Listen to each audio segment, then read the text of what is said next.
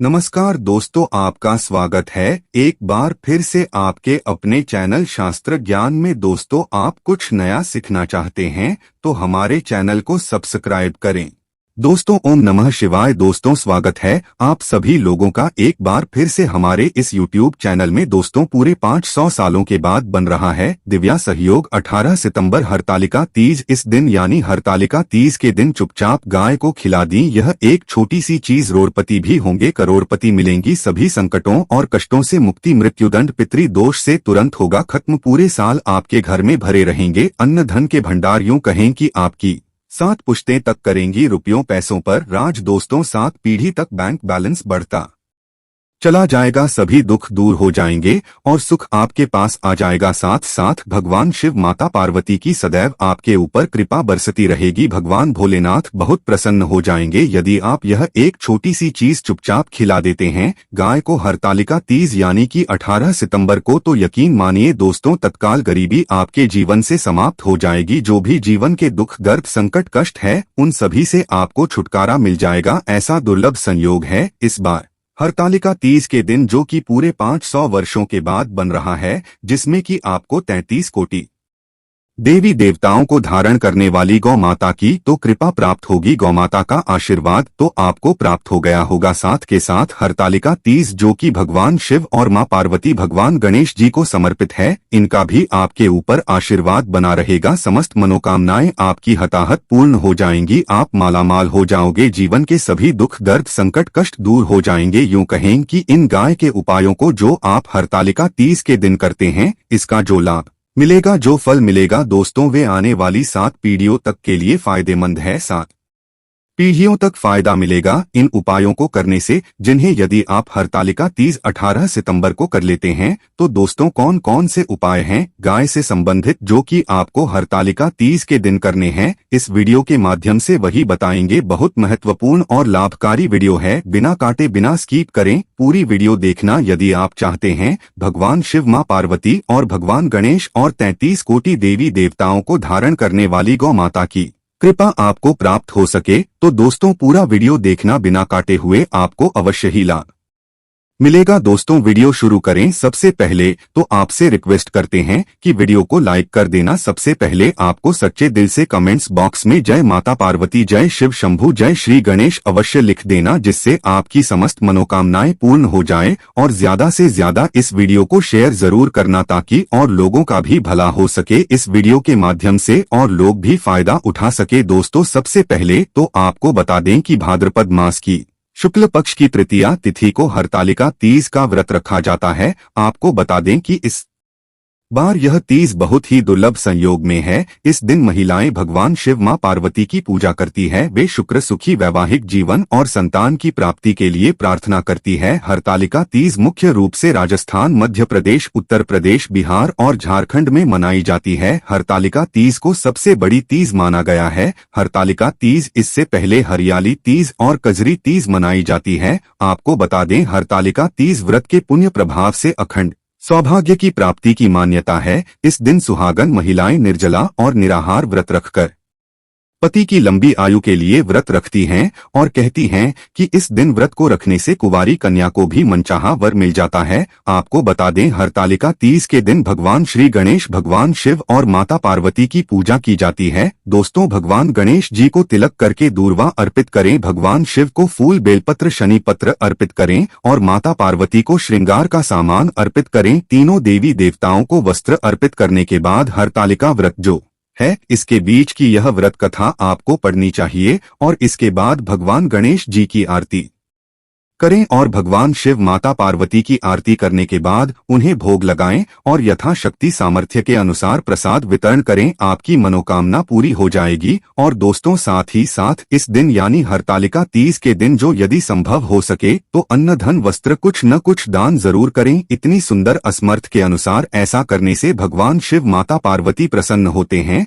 और भगवान गणेश जी प्रसन्न होकर समस्त मनोकामनाओं को पूर्ण होने का आशीर्वाद देते हैं और व्यक्ति के जीवन में कभी भी किसी प्रकार का कोई दुख, दर्द, संकट, कष्ट नहीं रहता।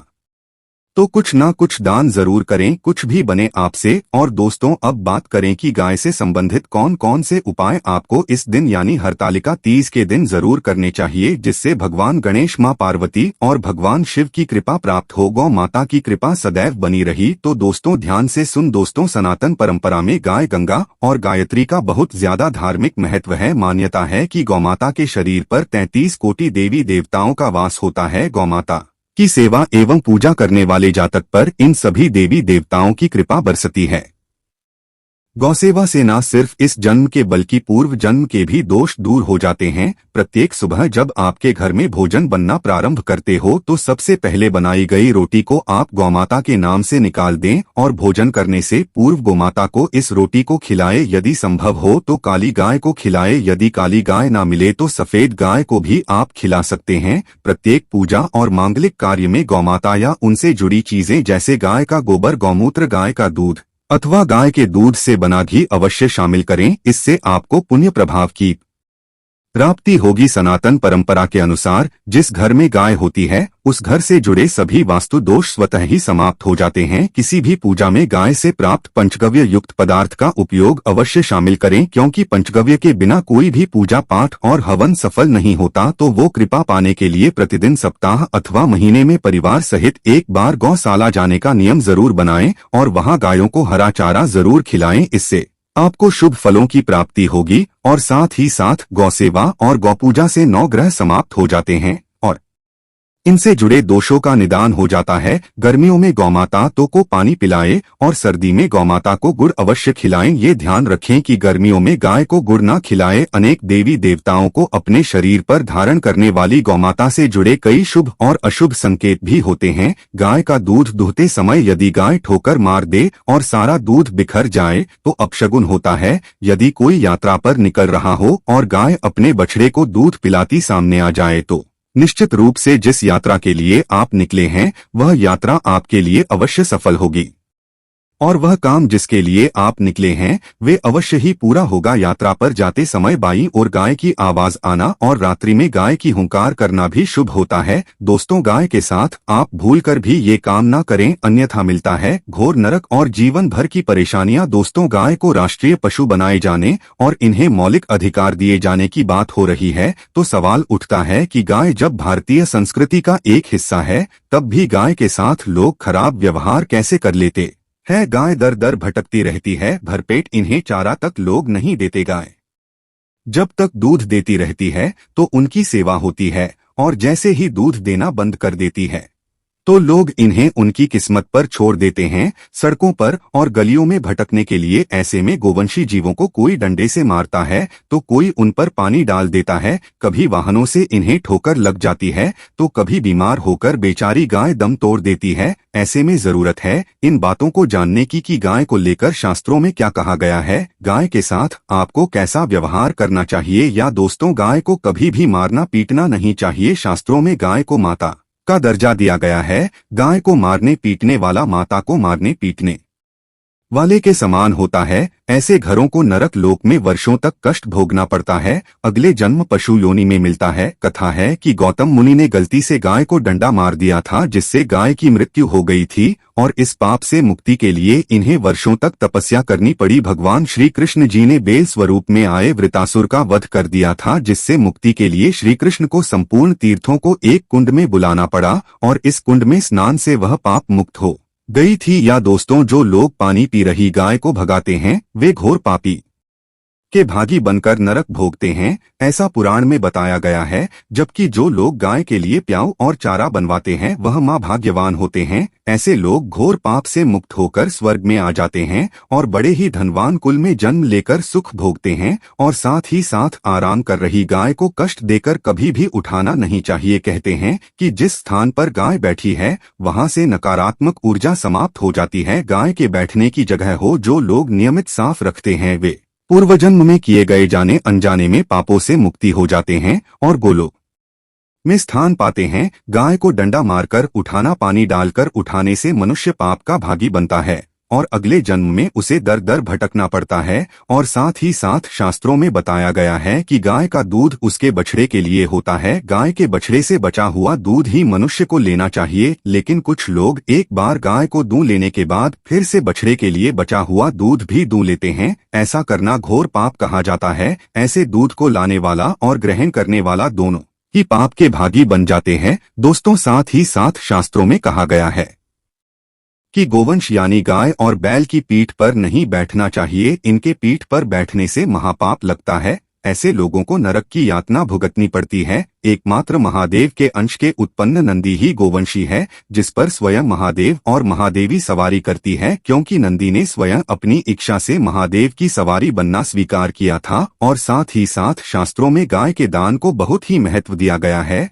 लेकिन ऐसी गाय का दान कभी नहीं करना चाहिए जो बूढ़ी और बीमार हो। कठोपनिषद में नचिकेता की कथा भी इस संदर्भ में है कि जिस नचिकेता ने पिता द्वारा बूढ़ी गाय को दान करने पर आपत्ति जताई थी, दूध देने वाली और बछड़े सहित जो लोग गाय का दान करते हैं वह महान पुण्य को प्राप्त करके स्वर्ग में स्थान पाते हैं। दोस्तों, साथ ही साथ सूर्य, चंद्र, मंगल या शुक्र की युति राहु से हो तो पितृदोष होता है। यह भी मान्यता है कि सूर्य का संबंध पिता से, मंगल का संबंध रक्त से होने के कारण सूर्य यदि शनि, राहु या केतु के साथ स्थित हो या दृष्टि संबंधी हो तथा मंगल की युति राहु या केतु से हो तो पितृ दोष होता है। इस दोष से जीवन संघर्ष में बन जाता है। यदि पितृ दोष हो तो गाय को प्रतिदिन या किसी भी एकादशी को या किसी पूर्णिमा के दिन या अमावस्या को रोटी, गुड़, चारा आदि खिलाने से पितृ दोष से समाप्त हो जाता है। साथ ही साथ देसी गाय की पीठ पर जो खुद कुबेर होता है वो बृहस्पति गुरु हैं। आत्म जन्मपत्री में यदि बृहस्पति अपनी नीच राशि मकर में हो या अशुभ स्थिति में हो, वो देसी गाय के इस बृहस्पति भाग शिवलिंग रूपी के दर्शन करने चाहिए। गुण तथा चने की दाल रखकर गाय को रोटी भी दें, इससे आपको शुभ फलों की प्राप्ति होगी। और साथ ही साथ यदि आप रास्ते में जा रहे हो और सामने से गौ माता आती हुई दिखाई दे तो गौ माता को आप अपनी दाहिनी ओर से जाने देना चाहिए। आपकी यात्रा अवश्य ही सफल होगी। और साथ ही साथ यह संकेत भी जानने, यदि आप यात्रा पर जा रहे हैं और सामने आपके गाय पड़ जाए अथवा अपने बछड़े को दूध पिलाती हुई सामने गाय दिखाई दिए जाए तो समझ जाना कि वह यात्रा आपके लिए अवश्य ही सफल होगी। और साथ ही साथ जिस घर में गाय होती है उसमें वास्तुदोष स्वतः ही समाप्त हो जाता है। और साथ ही साथ आपको बता दें कि गाय को आप जो भी रोटी बनाए प्रतिदिन ताज़ी रोटी ही बनाए। गाय को अगर आपने रोटी बनाई है तो कोशिश करें कि उस रोटी को आप तुरंत ही गाय को दे दे। अगर आप उस रोटी को रख देंगे और उस रोटी को अगले दिन देंगे तो रोटी बासी मानी जाएगी। गाय को कभी भी बासी रोटी ना दें, इससे घर में नकारात्मक ऊर्जा वास करती है और जो भी कार्य आपके बनने वाले होंगे वह कार्य भी आपके बिल्कुल भी नहीं बनेंगे। इससे आपके घर में हमेशा दर्द ऊर्जा का वास रहेगा और आप जिस भी कार्य को करेंगे उस कार्य में आपको हमेशा असफलता ही हाथ लगेंगी। इसलिए कोशिश करें गाय को रोजाना ताज़ी ही रोटी बनाकर खिलाएं और रोटी को बिल्कुल ना रखें। बासी रोटी गाय को ना दें और साथ ही साथ सड़ी गली चीजें गाय को नहीं खिलानी चाहिए। घर में कोई फल है, कोई सब्जी है तो लोग क्या करते हैं, गाय को खिला देते हैं। नहीं, ऐसा नहीं करना चाहिए। ऐसा करने से यदि आप गाय को खिलाते हैं तो और आप पाप की भागी बन जाते हैं। आप बिल्कुल भी सड़ी गली चीजें गाय को ना खिलाएं। और साथ ही साथ आप आटे की 11 लोइयां बनाकर उनके ऊपर हल्दी लगाएं। इसके बाद आप उन 11 को एक एक करके गाय को खिलाइए। प्रत्येक लोई को खिलाते समय गाय के सींगों पर आप हाथ फेरें, पीठ पर हाथ पे नहीं मस्तक पर हाथ फेरें। माता गाय की आप चरणों के स्पर्श करें। दोस्तों, ऐसा करने से आपके समस्त कार्य बनने लगेंगे। जो दुख का समय चल रहा है वे भी समाप्त होगा। आपके जीवन में खुशी ही खुशी होंगी। और एक बात, आप 7 बार गाय की परिक्रमा भी कर लें तो आपके समस्त कार्य पूर्ण होंगे। और साथ ही साथ आप गाय को जब भी रोटी दें, रोटी पर या तो आप थोड़ी हल्दी लगा लें या थोड़ा गुड़ रख लें। अगर गुड़ ना हो तो आप थोड़ा मिश्री रख सकते हैं, थोड़ा घी रख सकते हैं। या दोस्तों, गाय को कभी भी सूखी रोटी ना खिलाएं। सूखी का मतलब गाय को जो रोटी रखें खिलाए उस पर कुछ ना कुछ रखकर खिलाए। हल्दी रख ले, गुड़ रख ले, मिश्री, घी हम जो भी रख लें, मतलब खाली रोटी नहीं खिलानी है। ध्यान इस बात का रखें। जब भी आपको सुबह फलों की प्राप्ति होगी। तो दोस्तों, ये थे गाय से जुड़े कुछ महत्वपूर्ण उपाय, कुछ बातें जिन्हें आपको ध्यान में जरूर रखना चाहिए। यदि दोस्तों वीडियो अच्छी लगी हो तो वीडियो को लाइक करें, ज्यादा से ज्यादा अपने दोस्तों में शेयर करें, चैनल को सब्सक्राइब करें। जय गौ माता। तो दोस्तों, मिलते हैं अगली वीडियो में। धन्यवाद।